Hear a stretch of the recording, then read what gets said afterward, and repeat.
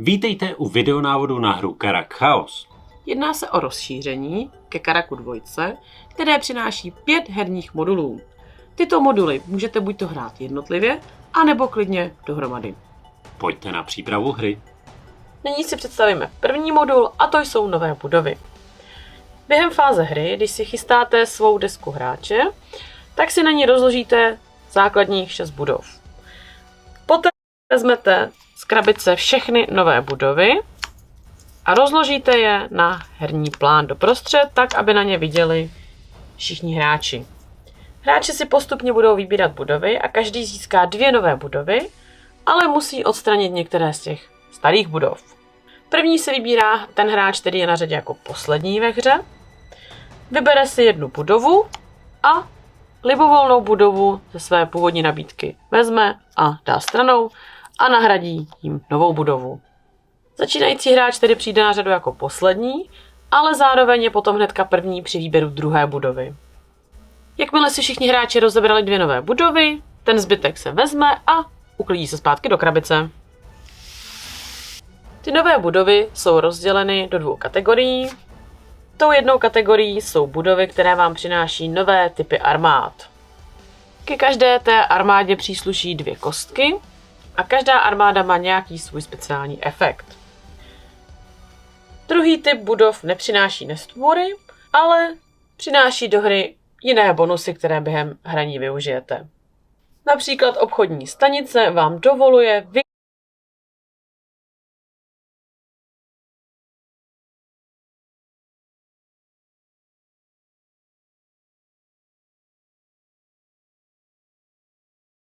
jiné, které během hraní využijete. Například obchodní stanice vám dovoluje vyměňovat suroviny. Nebo špitál. Dokud ve vašem městě stojí špitál, tak se chráníte před bídou a morem. Všechny efekty máte popsané v pravidlech. Pravidla pro stavbu těchto nových budov jsou stejná jako u těch původních. Vždy ji máte nejprve tou šedou stranou nahoru, kde vidíte náklady. Jakmile uhradíte náklady, budovu si otočíte a od té chvíle máte aktivní její efekt. Druhým modulem, který přináší toto rozšíření, je modul tržiště. Během fáze přípravy hry, když chystáte dílky krajiny, přimícháte tržiště mezi ostatní dílky. Potom poblíž herního plánu připravíte nabídku tržiště.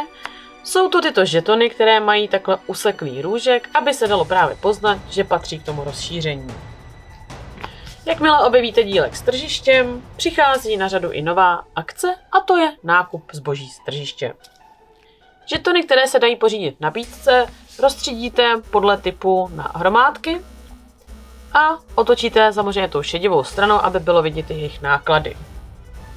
Jakmile do hry přijde tento žeton krajiny tržiště, tak od této chvíle můžete přijít na to tržiště a provést akci nákup. Během svého tahu si můžete pořídit libovolný počet žetonů, samozřejmě musíte na ně mít suroviny, abyste mohli zaplatit, a také na ně musíte mít tedy místo ve svém inventáři nebo si to místo udělat. Na tento dílek krajiny se neumisťují nestvůry, ani se na něj nedají stavět města. Pokud byste hráli v kombinaci s režimem hordy, tak hordy se tržištím vyhýbají. Třetím modulem, který zde máme, tak je modul hordy. Během fáze přípravy hry vezmete tyto žetony s ruinami a přimícháte je podle toho, do jaké hromádky dílků krajin patří. Také si poblíž herního plánu nachystáte počítadla a žetony jednotlivých hord. Jakmile hráč, který je na tahu, odhalí nějaký žeton s hordou, podle toho, které padlé město se objevilo ve hře, vezměte její počítadlo, které nastavíte na maximální hodnotu číselníku, který se tam nachází, a umístíte ji na ten dílek krajiny. Nyní určíte hráče, na jehož město tyto hordy budou útočit. Prvním takovým kritériem pro toto rozhodnutí je to, že v daném městě se nesmí nacházet žádný jiný žeton, ani hordy, ani bídy nebo moru. Druhým takovým kritériem je, že se vybere hráč, který v současné chvíli má nejvíce kamenů duše. Pokud by tato 2 kritéria nestačila, tak v pravidlech najdete ještě ty další rozhodující. Jakmile tedy určíte hráče, na něhož to padne, vezmete ten odpovídající barevný žeton hordy a umístíte ho na jeho město. Je to známka toho, že ty hordy se postupně budou přesouvat právě na toto město.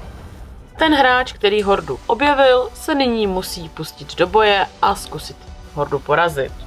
Hordy se chovají jako armády nestvůr, stejným způsobem s nimi tedy budete bojovat. Další jiný hrdina se ale může rozhodnout dobrovolně, zda do souboje vstoupí, a pokud by se při pohybu hordy stalo, že horda vstoupí na nějaké políčko, kde se nachází jiný hrdina, ten se může rozhodnout, že se neprodleně přemístí jinam a v tu chvíli s nimi bojovat nemusí.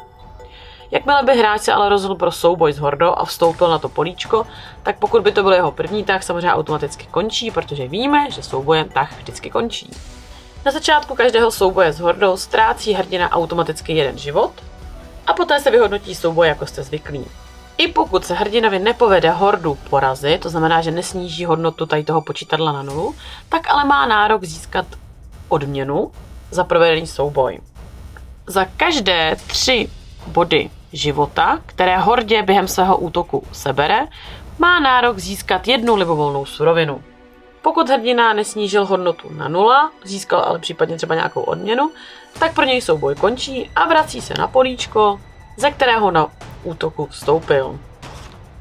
Pokud by se hrdinovi podařilo během souboje snížit hodnotu života hordy na 0, za prvé teda získá odměnu v podobě surovin a zároveň získá samotný číselník, který přináší vítězné body neboli kameny duše. Ten číselník si hrdina vezme k sobě.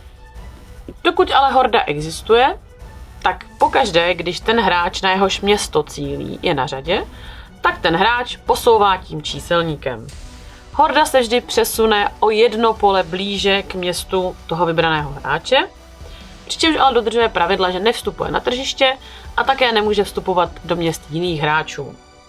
Takže by to horda vzala tudy. V tom případě tento hráč by se rozhodl, jestli s ní chce bojovat nebo ne. Pokud by nechtěl, tak se pouze přesune někam jinam. Jakmile se horda dostane před město daného hráče, už se dále nehýbe a v každém kole bude útočit do té doby, než bude poražena. Do té doby, dokud horda bude útočit na město, tak v daném kole ten hráč přijde o 1 budovu ve svém městě.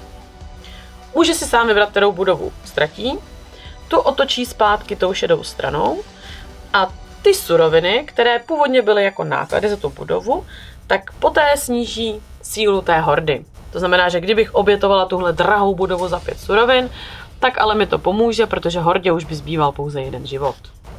Pokud by se stalo, že horda útočí na město, ve kterém nejsou zatím ještě postavené žádné budovy, tak bohužel tento hráč o své město přichází. Město je zničeno, hráč si ho vezme zpátky do své zásoby a může si ho případně postavit znovu. Poté se vezme žeton hordy a určí se další hráč, na jehož město bude horda útočit. 4. modulem jsou jezdci chaosu. Tento modul přináší hnedka 3 nové temné pány, proti kterým musíte bojovat, abyste ukončili hru. Během fáze přípravy tedy původní figurku temného generála dáte zpátky do krabice a místo toho si připravíte tyto 3. Jezdci chaosu se objevují v momentě, kdy se objeví mezi dílky krajiny jejich padlá města. Tato padlá města zamícháte do zásoby dílků, 2 a 1. Jezdci chaosu tedy přichází do hry v momentě, kdy je hráčem odhaleno padlé město. Takovou chvíli vezmete ten žeton a umístíte ho na to padlé město. Pokud hrajete i v kombinaci s hordami, samozřejmě v tu chvíli se na tom políčku objeví i ty hordy.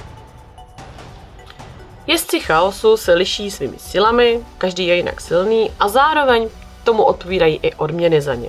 Takže třeba za toho nejtěžšího dostanete 5 vítězných bodů neboli kamenů duše. Bitva s těmito jezdci se řídí stejnými pravidly, jako byste bojovali s nestvůrami. Hra končí v momentě, kdy jsou poraženi všichni 3 jezdci chaosu. Hráč, kterému se podaří porazit některého z jezdců, si jeho žeton vezme k sobě a na konci hry se započítá vítězné body, které za něj získal. Poslední modul přináší 2 nové hrdiny. Prvním z nich je akrobatka. Akrobatka umí velmi dobře zacházet se zbraněmi, může tedy zbraně skladovat i na prostorách, které jsou určena normálně pro kouzla. Jakmile by ale v souboji započítala tyto zbraně do hodnoty útoku, bohužel o tyto zbraně přichází. Její druhou vlastností je, že ke svému pohybu používá svého orla. Tento orel se neposouvá o jedno pole, ale posouvá se až do vzdálenosti 2 polí, dokáže ignorovat propasti a případně ignoruje i efekty, které se nachází na políčku, přes které přelétá. Tímto pohybem ovšem nemůže objevovat nové oblasti. Do nové oblasti se vždy přesouvá ze sousedního políčka. Alchymista má létající město. Vždy na začátku svého tahu může vzít své město a přesunout se o jeden dílek. Ten dílek, na kterém se nachází jeho město, tak z toho dílku se bohužel ale v tu chvíli nedá těžit. Zároveň platí, že nemůže přesunout své město nad město jiného hráče, nemůže se přesunout nad město Karak, ani nad dílky, na kterých se nacházejí městvůry. Pokud se na začátku svého tahu alchymista nachází ve svém městě, může využít přesunu svého města, aniž by plýtval svým vlastním pohybem. Protože se nejedná o akci, ten pohyb se vlastně nepočítá do jeho vlastních akcí. Jeho druhá speciální vlastnost se týká souboje.